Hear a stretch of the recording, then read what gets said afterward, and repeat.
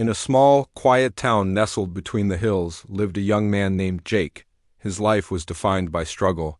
Every sunrise brought a new search for work, and every sunset ended with a meager meal and a tired body. Yet despite the hollowness of his pockets, Jake carried a wealth of integrity. He was known for his simple, unwavering honesty. One evening, after a long day of fruitless searching for employment, Jake was walking home, his spirit dampened by exhaustion.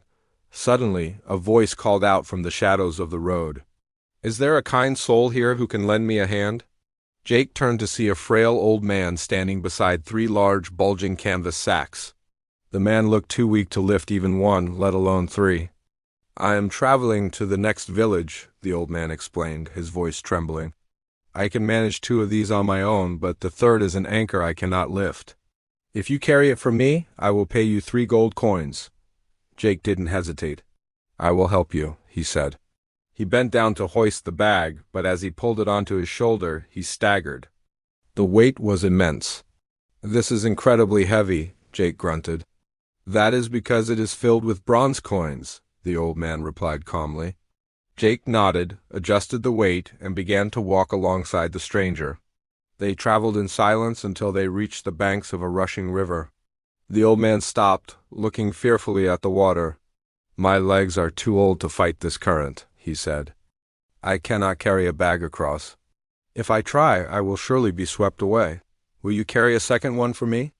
"I will double your reward," Jake agreed, but before he could touch the bag, the old man grabbed his arm. "Wait, you must promise me you won't run off. This bag is filled with silver coins." Jake felt a sting of insult. "Do I look like a thief to you?" he asked sharply. "I do not cheat people. I am helping you because you asked." He shouldered the second bag, wading through the icy water without complaint, proving his strength and his honor. Finally, they arrived at the foot of a steep, winding hill. The old man stopped again, breathing heavily. "I cannot make the climb," he wheezed. "You must take the third bag. But be warned, this one is filled with gold. If you run with it, I will never catch you." Jake sighed, frustration creeping into his voice. "I told you I am an honest man. I once worked for a moneylender who asked me to falsify records. I quit that job rather than tell a lie. I will not rob you." The old man studied him for a long moment before nodding slowly. "Very well, take the bag. Go on ahead of me to the top of the hill and wait there." Jake lifted the third bag, the heaviest of all, and began the climb, leaving the slow-moving old man far behind. As Jake walked through the solitude of the trees, the silence began to weigh on him more than the bags. A whisper crept into his mind. If I run now, he will never catch me. I will be rich forever. He shook his head, trying to dismiss the thought, but it returned louder this time. He is old. He has lived his life. Why does he need this gold? I am young.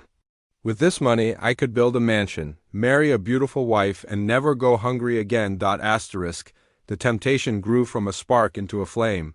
In a single moment, the honest man Jake had been all his life vanished.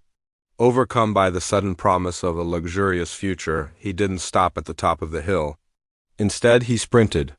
He ran until his lungs burned, rushing all the way back to his small, empty home.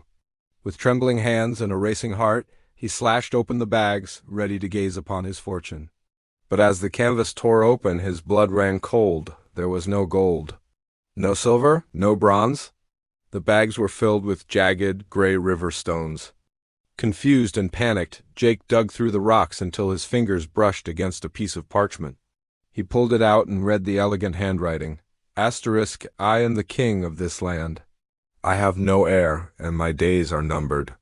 I have been searching the kingdom for a man of true integrity to adopt as my son and successor.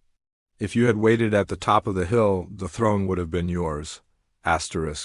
Jake fell to his knees, clutching the note. He had spent a lifetime being honest, but in one fleeting moment of weakness, he had traded a kingdom for a bag of stones.